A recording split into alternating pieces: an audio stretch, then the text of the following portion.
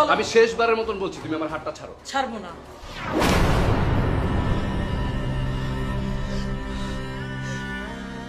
সাগর, তুমি আমাকে মারলা না?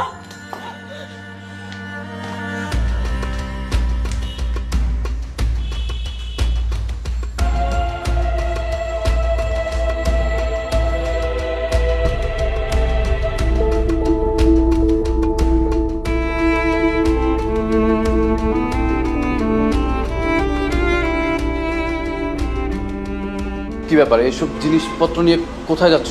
আমি ওকে নিয়ে যাচ্ছি। কেন? না বোঝার মতো ছোট তুমি না। এই বাড়িতে আরেকজন মানুষ আছে, সে তোমার দেখাশোনা করবে। এই বাড়িতে আমার আর কোনো প্রয়োজন নেই। এসব কথার মানে কি? প্রেগনেন্ট অবস্থায় ওর এখানে থাকাটা ঠিক না। এতে বাচ্চা এবং ওর দুজনেরই ক্ষতি হতে পারে। তাছাড়া কাল রাতেই আমি বুঝতে পেরেছি এই বাড়িতে আমার আর প্রয়োজন নেই। আর তো তুমি তো আমাকে চেনো, আগাছার মতো কোথাও পড়ে থাকার মতো মেয়ে আমি নই।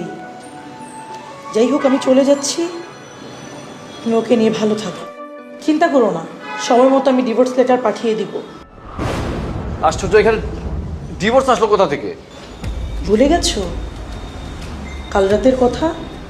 হ্যাঁ, কাল রাতে তুমি আমার গায়ে হাত তুলেছ। 5 বছর সংসার করে তুমি কাজলকে এ বাড়িতে নিয়ে এসেছো, সব ভুলে গেছো তুমি। এই বাড়িতে আসার পরে তুমি সব কিছু আবারও ভুলে গিয়ে তুমি আমার গায়ে হাত তুলেছো। আমি তো এই বাড়িতে আরও থাকতে তুমি আমাকে মেরে ফেলবে। তার থেকে ভালো আমি এখান থেকে চলে যাই। কি সব আবল তাবল বলছো তুমি নাদিয়া? যা সত্যি তাই বলছি। আমি আগেও তোমার ভালো চাইতাম, এখনও তোমার ভালো চাই। আমি তোমাকে ভীষণ ভালোবাসি। আমি চাই আমার ভালোবাসার মানুষ সুখে থাকুক। ভালোই যদি বাসো, তাহলে ছেড়ে যাচ্ছ কেন? ওই তো ভালোবাসার মানুষকে ভালো রাখার জন্য। কিন্তু তোমাকে ছাড়া তো আমি ভালো থাকবো না। বাহ, আমি নাকি শুধু মিথ্যা কথা বলি, কিন্তু এখন তো দেখি তুমিও খুব ভালো মিথ্যা কথা বলতে পারো। আমাকে ছাড়া তুমি ভালো থাকবে বলেই তো কাজলকে এই বাড়িতে নিয়ে আসছো না? আর তোমাকে বলে তো কোনো লাভ নাই, সব দোষ আমার। নিজের বান্ধবীকে দিয়ে নিজের হাজবেন্ডের পরীক্ষা করতে চেয়েছিলাম, আর সেই বান্ধবী সতীন হয়ে আমার ঘরে ঢুকেছে। আমি নিজেই তো খাল কেটে কুমির এনেছি। নাদিয়া, তুমি ঠান্ডা মাথায় আমার কথাটা শোনো, তারপর তোমার যা করতে মন চায় তুমি তা করো।